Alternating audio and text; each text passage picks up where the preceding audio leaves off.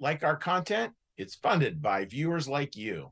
Please consider becoming a sustaining supporter of New Church Live today. So good morning, everyone. Great to be back kind of in the saddle again. We're done with our little journeys, and just a quick recap, because it really was fun to be part of these travels and to be part of seeing sort of our congregation writ large. Because New Church Live, we have a small studio audience. Those of you watching online, we have this very large out of state, out of country even audience, and it's just fun to watch all these different connections. So just a few little things to share about the trips over the past couple of weeks. First off, we took our vacation actually over to England. That was a ton of fun. Got to preach at a church over there, and while at the church over there, get to talk to someone whose parents watch us from South Dakota on occasion. That was a lot of fun. Then coming back to the States, and some of the different things we got to experience back here in the States were a lot of fun. Got to go up to Maine, was part of a church retreat up there, got to preach in Fryeburg, Maine. Maine is very beautiful and very cold at night, which was really nice. And got to preach there as well, and it was really fun. And then with the retreat, we go to this retreat, do a number of different programs there, and I look out, and there's another New Church Live connection right there, which was really fun. And then yesterday, coming back, and again, we are very busy here at New Church Live, which is good.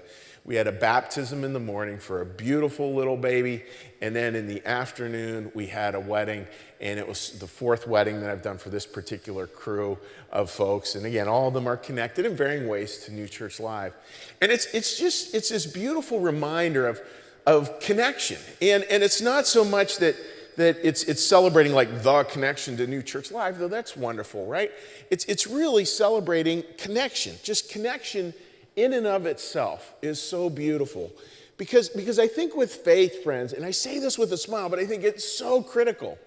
This idea with faith that everything is relational. Everything is relational. A lot of faith gets spun as like this is a salvation project.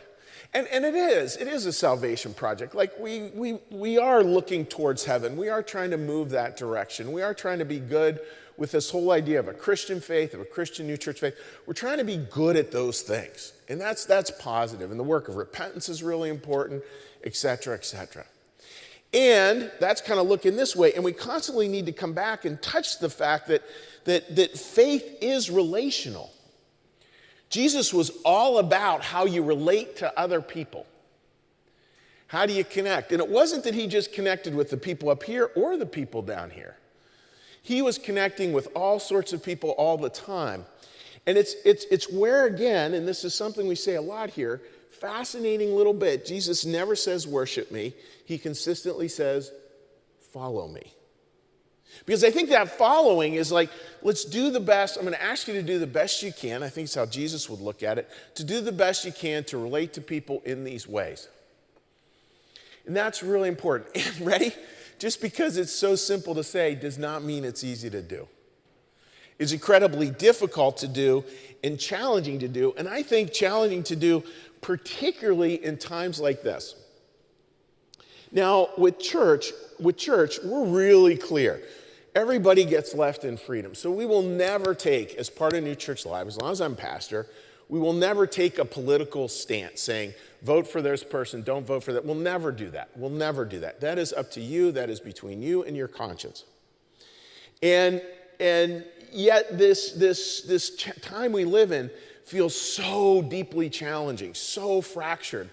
And it really does impact people's lives. And it really does impact their relationships. I hear that over and over again, that the current climate, people will say, it's cost me this friendship, or it's cost me that group, or it's cost me this, or it's cost me that. Faith is relational. And if the political situation is such that it's impacting our relationships, I think we need to look at that. And not look at it from, we're going to solve it, and here's the right position to take, or anything like that. It's looking today we're going to look at the idea of a stance. Is there a Christian stance? Is there a Christian New Church stance we can take? And it's not a stance about a particular position. It's not a stance around who's in and who's out. It's a stance that we all can take, whether you're from the far left or the far right or wherever you might be coming from. It's a shared stance. Because friends, yesterday was great. It was a wonderful day. Anytime you start a day with a baptism and end with a wedding and then a dinner in the evening with your wife or your husband, that's a good day. And it was all about that connection. It was all about that relationship. And at least the baptism and the wedding, they were both coming to religion. Different perspectives, different ways of seeing the world. But it was this clear statement that no matter what, that no matter what, we're going to keep first things recognizably first. Because what it comes down to, this is so important. We are Christians first. We are Christians first. Whatever category underneath that is secondary. So how do we live into that? That's the part of today's service. So the question we're putting out there is, can we share a stance? And you're welcome to text an answer into me. What do you think? Do you think as Christians, can we share a stance? Can we share a stance? And what might it be? And kind of try to come at it from thinking, all right, what would be an inspirational way to put this? Friends, I think we all know this. Out of your community, just statistically, half of the people are one, half of the people are the other. What's that flag on the hill? What's that lighthouse? Where you're like, oh yeah, this is the stance we can share. This is the thing, my friends from here, my friends from there, this is the thing we can share that can move us forward. And it doesn't mean, friends, obviously, it doesn't mean that there isn't a place for hard conversations. It doesn't mean there's no place for making a stand. There are those places, clearly. But today I want to talk about yes, there are those places, and we need to get really clear about this stance. And people are struggling. People are struggling. You might not be struggling in particular right now, but I know as a pastor, I hear it all the time. People are struggling. So let's spend the morning, thinking together through what can that stance look like, and how can we find a way back to that deep relational part that really is able to hold it all. So, with that, dear friends, we have a wonderful service ahead for you, wonderful music, and a big welcome. Welcome to New Church Live.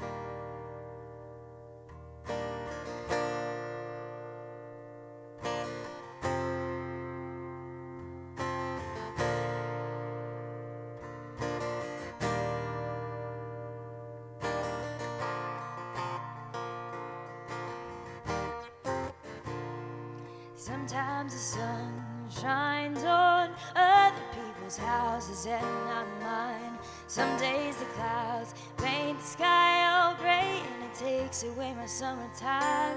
Somehow the sun keeps shining upon you while I struggle to get mine.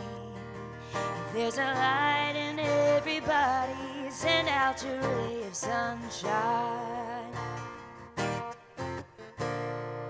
I wanna walk the same roads as everybody else, through the trees and past the gates, and getting high on heavenly breezes, making new friends along the way.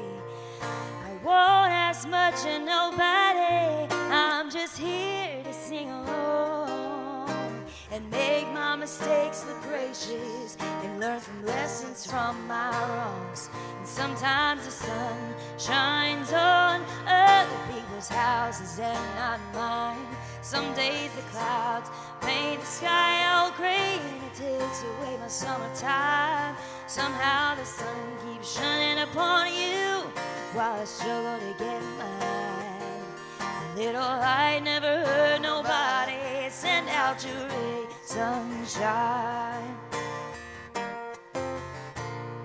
Oh, if this little light of mine combined with yours today, how many watts could we illuminate? How many villages could we save? My umbrella's tired of the weather wearing me down. Well, look at me now.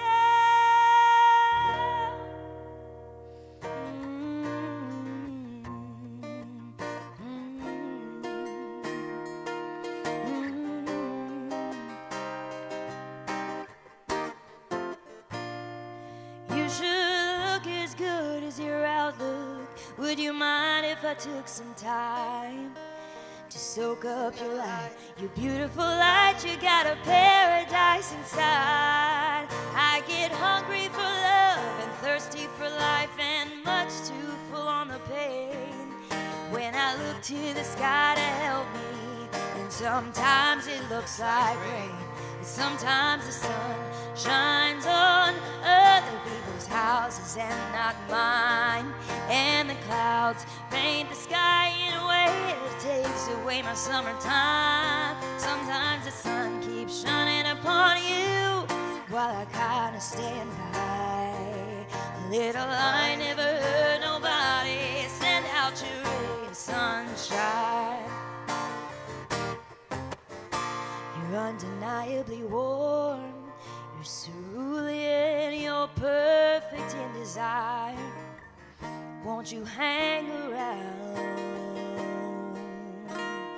so the sun, it can shine on me, and the clouds, it can roll away, and the sky can become a possibility.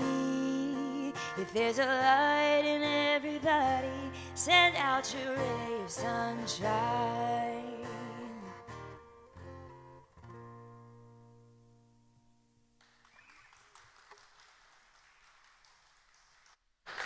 What a beautiful song. And you know, these words, the words that so much of it comes down to us as we think of a shared stance. I think back to this beautiful passage that goes back to Joshua, Old Testament, old school passage. Get to see this quoted a lot.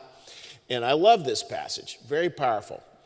But if serving the Lord seems undesirable to you, then choose for yourselves this day whom you will serve, whether the gods your ancestors served beyond the Euphrates, or the gods of the Amorites in whose land you are living. But as for me and my household, we will serve the Lord. In that idea of like keeping first things first, right? We're going to start with this idea. We're here to serve God. And the beautiful part, as a Swedenborgian perspective, is that when God says, like, yeah, you're here to serve the Lord, and remember that, here to serve the Lord, he's going to turn us right back out to serving other people. The answer to how do you serve the Lord is others. Again, relational part of faith there. And it's interesting, and I'm going to ask for you to indulge me for a few minutes here. When you look at how our country, like from a historical basis, has evolved, it's fascinating. It's fascinating. Because we see this tension around growth. We see this tension around what does it mean to have a community that both has a great deal of freedom and a great deal of interdependence, that has rights, but that those rights are there so we can fulfill our responsibilities. How do we do that? And again, a lot of this, friends, and this is very important. We say it a lot in here. These are tensions we manage, not problems we solve. And that's why the title of this sermon, it comes from that beautiful line from American history, in order to create a more perfect union. It doesn't say because we've created the perfect union. It's this idea that a union, a community, it takes work. It takes time. It takes effort. It takes dedication. It takes sacrifice. Communities don't exist without sacrifice at some level. So again, indulge me just for a couple of quick minutes here. Talk a little bit about what some of these energies are, and then to talk about how might this play out, at a spiritual level. Well, as a former American history teacher, I love the idea that we had these flags back in the day. Don't tread on me in the American flag. Which one is better for a bunch of revolutionaries? The don't tread on me part, that was sort of the flag back in the day. That's what got the revolution going. It's based on this idea of the individual. It's based on the idea you're taking away my rights. And it's based on the idea of personal sovereignty. Incredibly important. So that's kind of the flag before the American Revolution. American Revolution takes place. And when we look at how these things evolve over time, it's interesting that the revolution takes place after the Declaration of Independence is signed. And I can remember teaching, I taught American history for a long time. What a blessed career that was. And the Declaration of Independence was a fascinating document because we'd have students read it, they'd read the document, and then ask them the question, well, what kind of government did they want? But the Declaration of Independence doesn't spell that out. What it says is that we are declaring our independence. These are the things that are wrong, we're declaring our independence. That's a critical step. That's a critical step. New Church believes that human freedom is described in one passage as the apple of God's eye. And God is always trying to protect our freedom, trying to protect our ability to decide. And that independence thing is important. That idea of autonomy is important because we have to be able, spiritually too, we have to be able to make those decisions and to come out of our best understanding of the world to try to move things forward as best we can. But that doesn't mean that we do it alone. It means we bring the gifts that are ours to bring. We refine those gifts. We do the work of repentance, which is looking at where there's those things we need to work on. And we're working on all that stuff so that we can move towards something bigger than just ourselves. So that we can move forward in a sense of service to our families, to our communities, to our country, to the world, to God. Degrees of the neighbor. And it's like a pebble dropped in all these ripples are to go out. That idea, friends, of interdependence, that's why we move from independence to interdependence, but it's not that we forget about the independence. It's just that we move that energy. And I was thinking this morning, these are kind of energies. That energy has to move into this idea of interdependence. Now again, it's not that this is separated, friends, from spirituality. As in heaven, so upon the earth. Spiritually, we have to figure out, how am I going to take my particular God-given gifts? How am I going to take my gifts and how am I going to use those within the community to make the world a better place? And of course, there's lots of space in there for us to find our own edification, to find this sense of job well done. There should be this sense, and friends, this is so important to me, because I see it, and I see it in other people. It's so wonderful to see. You kind of know when you're in that space because there's this sense of joy. Religious people should be really joyous people. Lots of space for heartbreak too, by the way. But the perspective should be one around joy. So the tension here, friends, is we are created as individuals. And God created us free. Now, it may not be freedom at an external level. You know, some people are born with more resources, less resources, this, that, or the other thing. But the idea that down, when you get down to our soul, that we are all free. And we're also created to work together. We're created, I'm going to say that again. We're created individuals, and we're created to work together. Definite spiritual principles around that. So how does this idea that we're created individuals, created to work together, how does that work in heaven? Like, let's look at the big picture. If we're here to talk about as in heaven, so upon the earth, we'll never live heaven fully in this earth. That's why earth is earth. But we certainly can give it a shot. So let's take a look at a couple of powerful concepts around that. A couple of beautiful passages talking about how that works. The angelic heaven is laid out in communities on the basis of all the varieties of love for what is good. All these kinds of love aim at one most universal love for God. And there we see, again, that Old Testament thing going back. So literally, if you see it, if you want a visual, go to the book of Revelation. Take a look at this prophetic story about the New Jerusalem descending. It's very prophetic. And it talks about there being a tree of life at the middle. Think of that as the love of God. And around this giant city, there's 12 different gates. Because some people are going to come from the north. Some are going to come from the south. Some are going to come from the east. Some are going to come from the west. And these gates are always open. They're huge, massive gates. That's not talking about a literal city. It's talking about a city here, and most importantly, it's talking about a city here. But they're all coming to the same place. And again, it's love of God, love for God. It's universal, one verse song. It's this one song, and God is constantly going like, well, how do we love God? Love each other. Yeah, Lord, I want to know how to love God, love each other. And it comes right back in on itself, where when we love other people, we are indeed loving God. So what happens is that our lives get arranged in that way, and they'll be in different places and different perspectives, which we all have, but it creates this beautiful harmony. It creates this idea of kind of seeing God in the round, not just, sort of a pyramid, but seeing God in the round. Beautiful, beautiful concept there. And then that love creates this energy that courses throughout. And it's this deep energy of partnership. Deep energy of partnership. Let's look at a quote on that. Each of these groups or communions is called a partnership.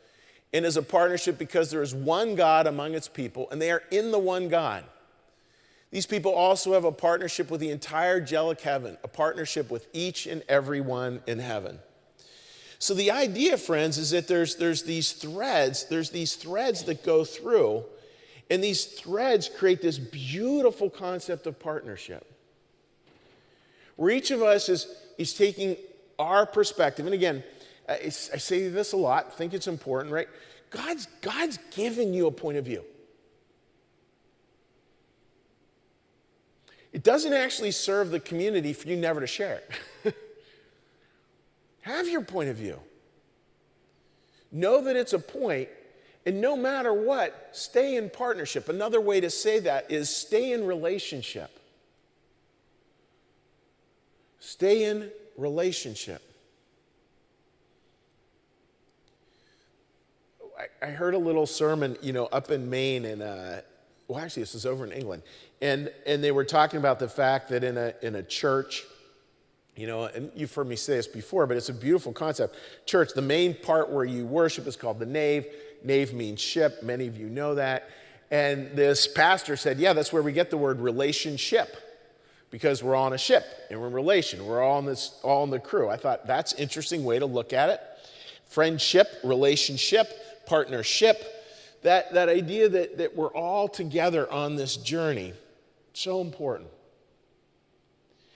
And what then might we need to be aware of? with this idea of loves, this idea of partnership, of relationship.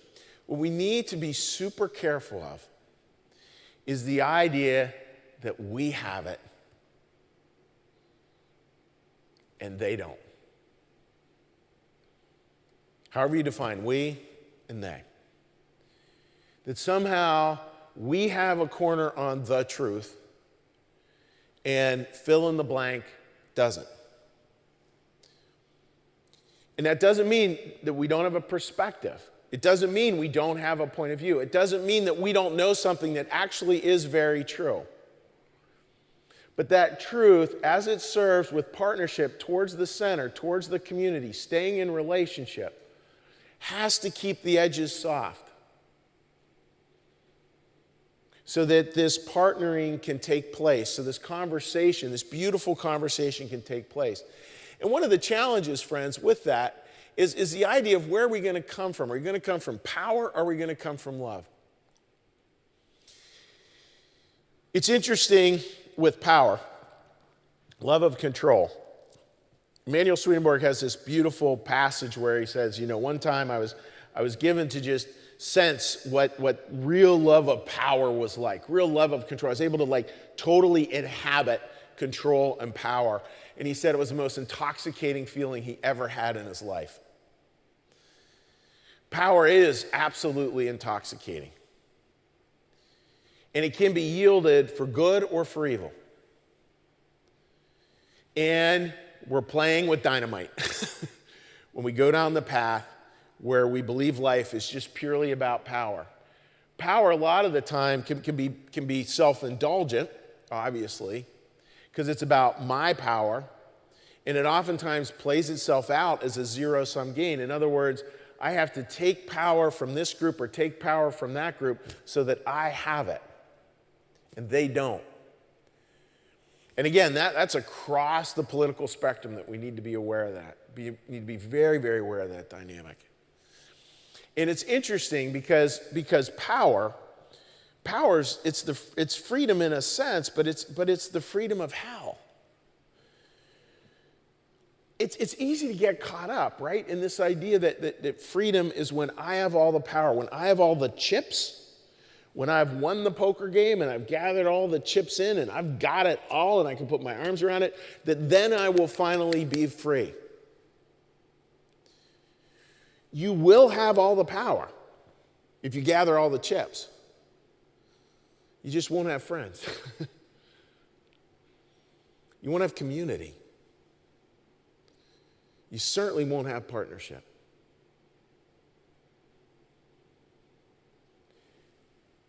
It's a fake freedom. It's not really free. It masquerades that way. It feels really good to be powerful. But boy, we have to be careful with that. Over and over and over again. And then there's something different. Then there's this idea of love. And I want to say again, love can take really clear stands. Love can speak truth. Love can have its own form of power. But it's different. This love is sacrificial. Up in Maine, I did a workshop on that, and just the idea of love, and that love is agape love. That's the word that's used the most. So it's love that's literally able to give of itself. It is a self-giving love. That idea of sacrificial, that idea of when we sacrifice for something, that we are actually making something sacred, incredibly important. And what we find with that love is we find a totally different kind of freedom.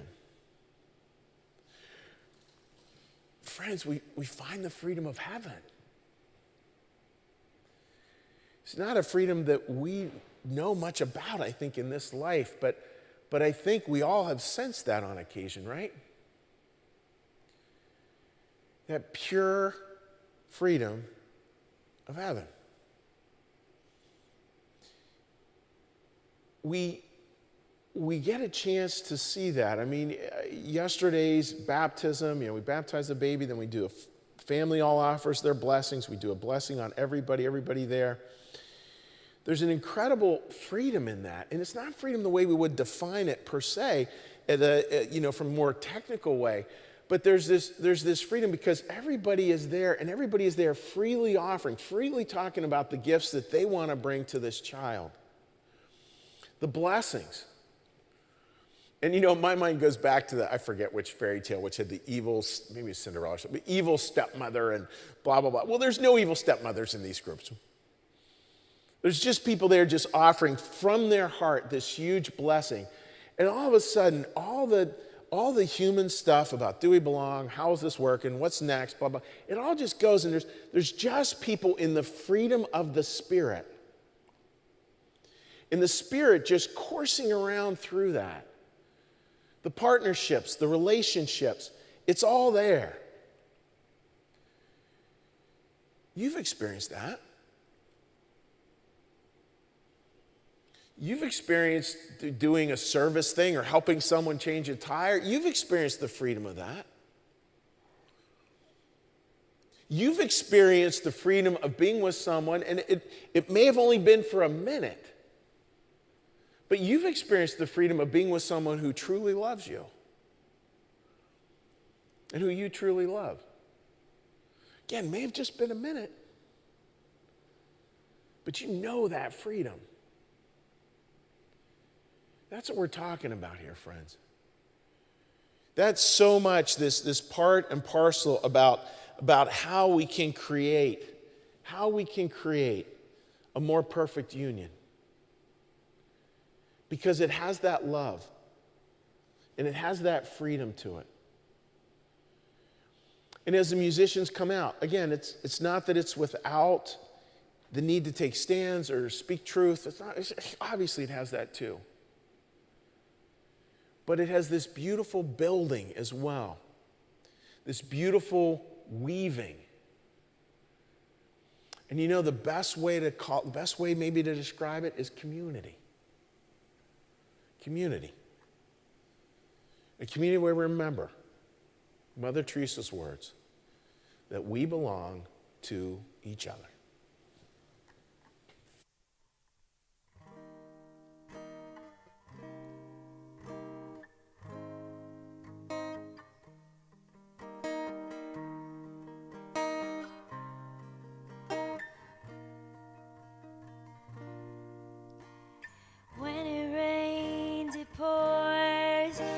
You didn't even notice. It's not raining anymore. It's hard to breathe when all you know is the struggle of staying above the rising waterline. Well, the sky is finally open. The rain and wind stop blowing, but you're stuck out in the same old storm again. Hold tight to your umbrella, darling, I'm just trying to tell you that there's always been a rainbow hanging over your head.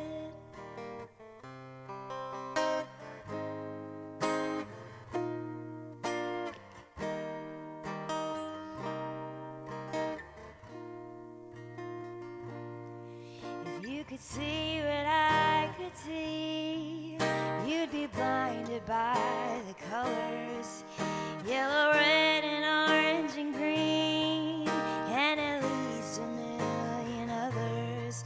So tie up the bow, take off your coat, and take a look around, 'cause the sky is finally open.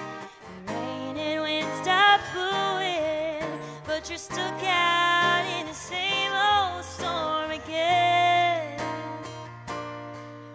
Hold tight to your umbrella, darling, I'm just trying to tell you that there's always been a rainbow hanging over your head.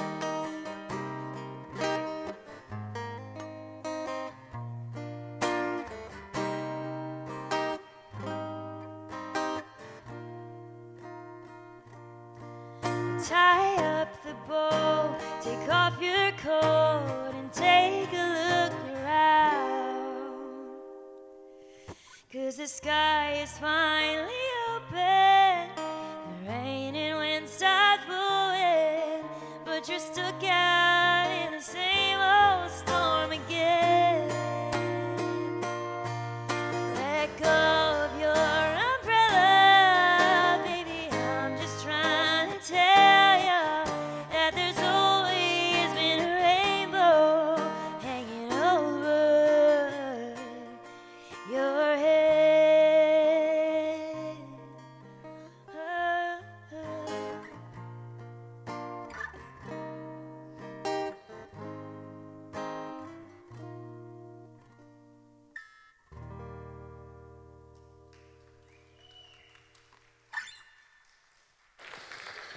So friends, before we get started, just a quick thing about New Church Live, just mechanically. This is a great time of year if you're thinking about setting up a recurring donation to New Church Live. That is so helpful to us in meeting our fundraising goal by the end of the year. I was laughing with the team, and the team was laughing with me. You know, we made our goal this year, and it's so tempting to just be like, oh, I just don't want to talk about money for another 10 months. And we've gotten ourselves into some trouble doing that. We want to talk about it because, you know, just a little bit every week or every month makes a huge difference later on in the year and helps us to reach our goal and not go into every June sort of in crisis mode trying to race to the finish line. So we deeply appreciate your support. You can find ways to support us by just simply going on the website and setting up a donation. So thank you. Now, back to our story here. So it's interesting, that song, like The Rainbow, it's a beautiful song. And the idea of God's covenant going back to Noah and the ark, and the storm gets over, and then Noah comes out and he sees this beautiful rainbow, beautiful rainbow. I love the idea of the colors of the rainbow. That is the covenant.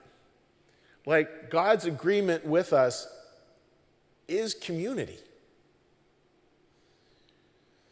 The idea, the variety is perfection. That every new angel to heaven adds to heaven's perfection. And no two angels are the same. Just think about that. No two people are the same. That's why it's that way. It's that beautiful idea that we're to hold things as best we can. And to keep coming back to this question, you know, can we share a stance? And we got beautiful answers from folks, and so appreciate people texting in answers because they were really some very insightful points that people were going to make. And the consensus is yes, there is a stance.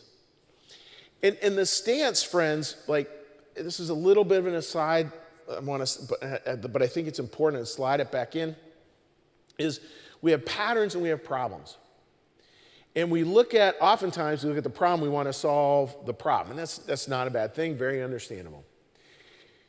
Long term, best way to solve a problem is to shift out and to say, okay, there's a pattern here actually. There's a pattern that's creating this problem. And I can solve the problem, but if I haven't solved the pattern, I'm not going to get anywhere. Because the problem's just going to keep on popping back up again and again and again and again. That's what I think we need to think about, is how in our lives, not how do we solve this problem, but let's take it a step back and come back to, again, this pattern. How do we create new patterns in our lives that start to make a difference? Because is there a stance we can take? The answer is absolutely yes. There absolutely is a stance we can take. Now, this is just real important what I'm about to say. And this is sort of my line of work, this is sort of be a sermon in a box. Like it's a very self-contained, easy to understand, but incredibly powerful spiritual teaching, which many of you are aware on, but I think we need reminded of it over and over again. So the Bible goes like this. You have the Old Testament, that's focused on the Jewish church and the evolution of all that, and the prophets and all that, and then the coming of Christ. That happened the year 0. Calendars got reset. You end up with the 4 Gospels. That's called the New Testament. Those were all written about Jesus and his life. And then you have, after the 4 Gospels, you have what's called the epistles, and that's the part where they talk about everything after that. Jesus has died, and how does the church kind of get established? How does the church get established? So there's beautiful parts in each one, and there's this beautiful internal sense that this river that runs through it, underneath it, incredibly powerful stuff. And these letters at this far end with the establishment of the church are fascinating because they deal with all the same issues that we see today. I mean, the whole Bible does, actually. I mean, it's so easy to think, no, that was then, this is now. But no, the Bible really, when we read it through the right kind of lens, we'll be able to see that this is really a story about us and our challenges and how we can relate to God to move forward. So, fast forward, 1 Corinthians 13. There's this church in Corinth. And this church is really struggling. And so Paul comes in and he writes this letter, and he writes 2 letters to the Corinthians, 1 Corinthians, 2 Corinthians. 1 Corinthians, this is the problem as he says it. In the following directives, I have no praise for you, for your meetings do more harm than good. In the first place, I hear that when you come together as a church, there are divisions among you, and to some extent, I believe it.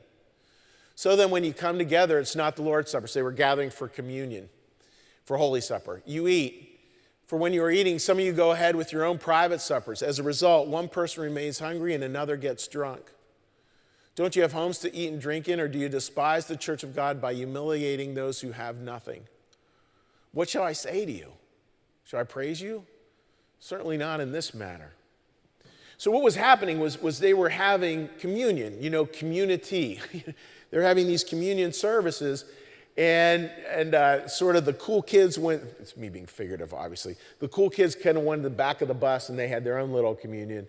These people had another communion. These people had another communion. And the people who were destitute were left with nothing. And Paul's sort of saying here, what gives? What gives? Explain to me why this is praiseworthy. Explain to me why this divisiveness is good. Explain to me why this fracturing everybody into a million small groups is healthy. Explain to me how this is Christ's message. Now that's powerful. I mean, that's laying it down. And we can look at that and we can come back to that point we've made several times, that when you come from love, that doesn't mean you're not going to take a stand or say things. He's clearly making a stand here. And Paul goes on, and many of you are aware of this, but it really is incredibly powerful. So Paul addresses this. He goes on, he writes the letter, he says, this is what you're doing wrong. And then he does this. And this I'm going to actually ask us to listen to with full body listening. So I want you to hear this. Past many of you probably can recite it by heart. But I want you to fully hear it within this context of what we just read. So let's all get a big breath.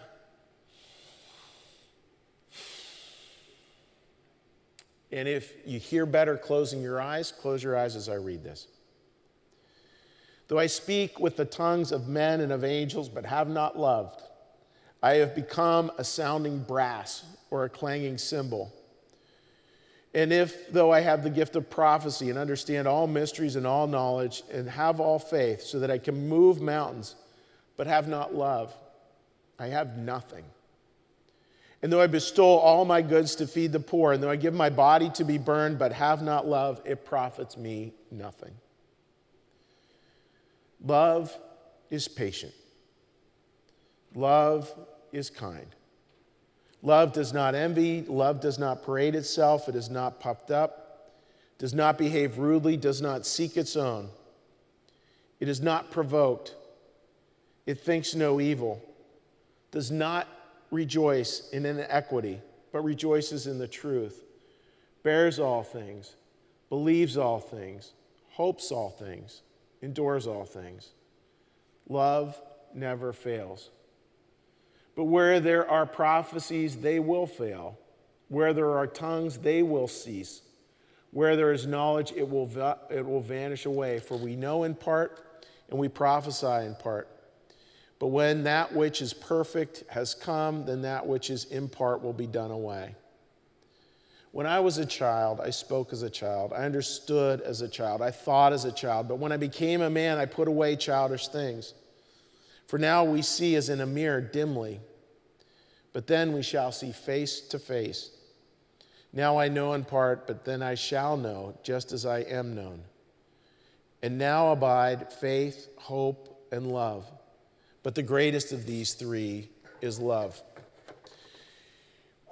That is powerful. That's the stance. That's where we're to come from.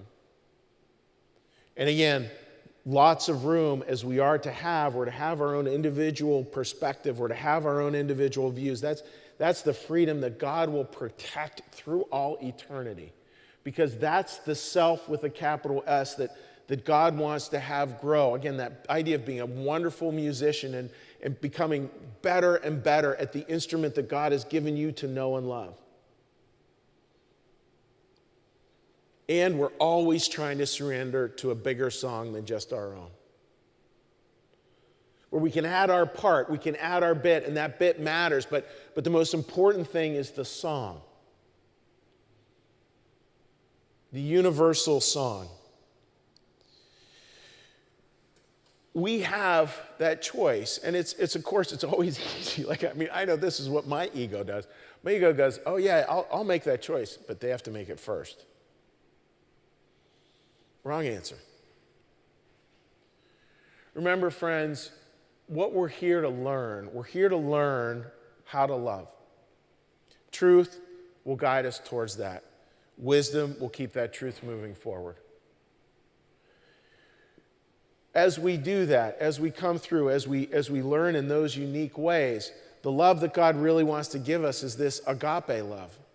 Love that it just simply gives of itself. It's not transactional anymore. It's not I'm giving so that I receive. It just gives. It's not looking for anything in return. That's transformative love. And another word we might use for that is unconditional love. There's no conditions. We're going to take the stance of love regardless of what someone else does. Doesn't mean we can't disagree. Of course we're going to disagree. But even that's going to be from love. We're going to ask questions. We're going to be curious. We're going to give space for other people to talk. And we're going to remember this, and this I got from my stepson this morning. A community is a group of people who agree to grow together. I want to say that again. A community is a group of people who agree to grow together. Moving forward. Remembering no matter what, as Jesus said so powerfully, by this everyone you will know that you are my disciples, if you love one another. That simple and that powerful. Have a week living a more perfect union. Amen. What we're going to do now, friends, is now we're going to come in for a very gentle landing. You're going to do a little prayer here, the Lord's Prayer, and then we'll have our final song. So please join me in prayer. Lord, thank you for your presence here today, and thank you again for allowing us to consider, to turn over, to think through what does it look like to have a more perfect union. Not a union based on sameness or agreement on all things, but a union that is based that no matter what, our love for you and our love for others comes first. That is the operational priority. That's the stance. That's the pattern that will help us to solve the problems. Lord, and we know that as with all of life, that all of this isn't perfect. There's no simple answer. There's no three-step program. This is a tension we manage, not a problem we solve. But Lord, help us to manage it well. Help us to manage it with love and compassion, with soft edges that are willing to ask questions, with grace and mercy. Help us to be that, Lord, into the world. Help us to live into those kinds of answers, slowly, over time, and in your name. Amen. Our Father, who art in the heavens, hallowed be thy name. Thy kingdom come, thy will be done, as in heaven, so upon the earth. Give us this day our daily bread, and forgive us our debts, as we also forgive our debtors. And lead us not into temptation, but deliver us from evil. For thine is the kingdom, and the power, and the glory forever. Amen. May the Lord bless you and keep you. May the Lord make his face to shine upon you and be gracious unto you. May the Lord lift up his countenance upon you, bring you peace, and bring you home. Amen. Have a great week, friends.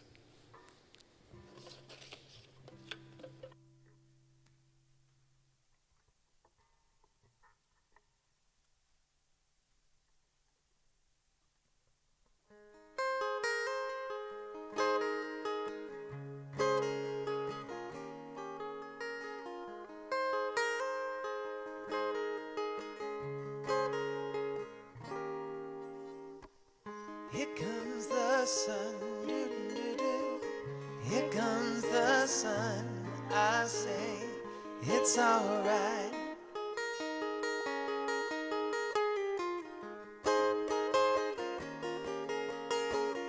Little darling, it's been a long, old, lonely winter. Little darling, it seems like years since it's been here. Here comes the sun, doo-doo-doo-doo. Here comes the sun, I say, it's alright.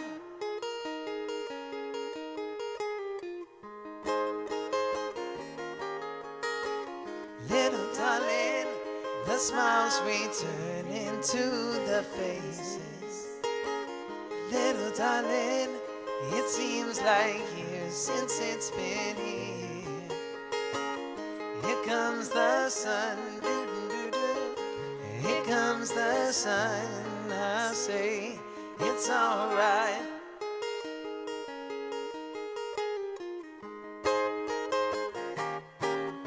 Sun, sun, sun, here it comes.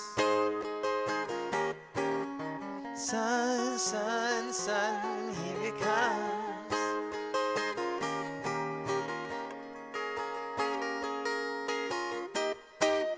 Little darling, I feel the ice is slowly melting.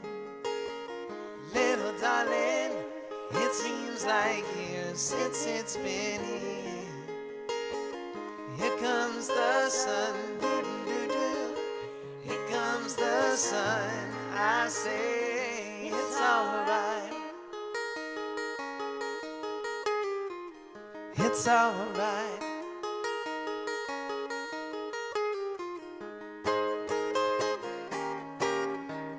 Sun, sun, sun, here it comes. Thank you, everybody. Have a great week.